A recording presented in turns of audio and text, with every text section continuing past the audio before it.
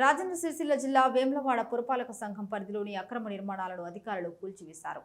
పట్టణ ప్రణాళిక అధికారి అభినవ్ మాట్లాడుతూ వేములవాడ పురపాలక సంఘం పరిధిలో అక్రమ నిర్మాణాలు జరుగుతున్నాయని తమ దృష్టికి వచ్చిన వెంటనే సంబంధిత యజమానులకు నిర్మాణాలపై నోటీసులు జారీ చేశామని చెప్పారు.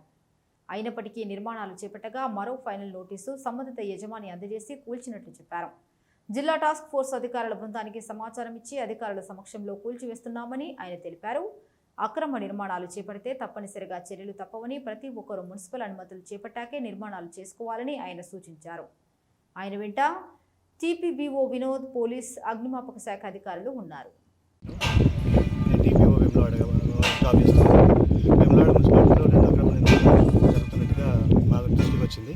ఇట్టి వాటికి నోటీసులు ఇవ్వడం జరిగింది, షోకాజ్ నోటీసులు ఇవ్వడం జరిగింది. పని ఆపమని టైం పీరియడ్ అయిపోయినప్పటికీ పని ఆపలేదు.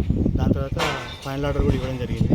ఫైనల్ ఆర్డర్ ఇచ్చిన 15 రోజులకు కూడా దానిపైన మీరే యాక్షన్ తీసుకోవాలి, దాన్ని మీరే కూలగొట్టుకోవాలని చెప్పి వాళ్ళకి చేయడం నోటీస్ చేయడం జరిగింది. దాని మీద కూడా ఎటువంటి చర్యలు తీసుకోవాలి. కాబట్టి మన డిస్ట్రిక్ట్ టాస్క్ ఫోర్స్ కమిటీ గారికి అందరికీ ఇంటిమేట్ చేసి అందరి సమక్షంలో ప్రస్తుతానికి 2 బిల్డింగ్స్ని స్లాబ్స్ డ్రిల్ చేసి వర్క్ ఆపేసి చేయడం జరుగుతుంది.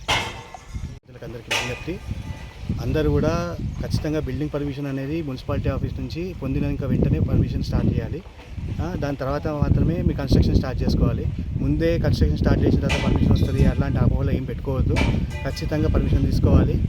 పర్మిషన్ తీసుకునే ముందు కూడా ఇప్పుడు కూడా అందరు ఫస్ట్ ఇంకుడు గుంతలు తీసుకోవాలి. ఇంకుడు గుంతలు తీసుకున్న తర్వాత మా వాళ్ళు సైట్ ఇన్స్పెక్షన్కి వస్తారు. సైట్ ఇన్స్పెక్షన్ దాన్ని చేసిన తర్వాత మీ డాక్యుమెంట్స్ పత్రాలు అన్నీ ఉన్న తర్వాత పర్మిషన్ ఇష్యూ చేయడం జరుగుతుంది.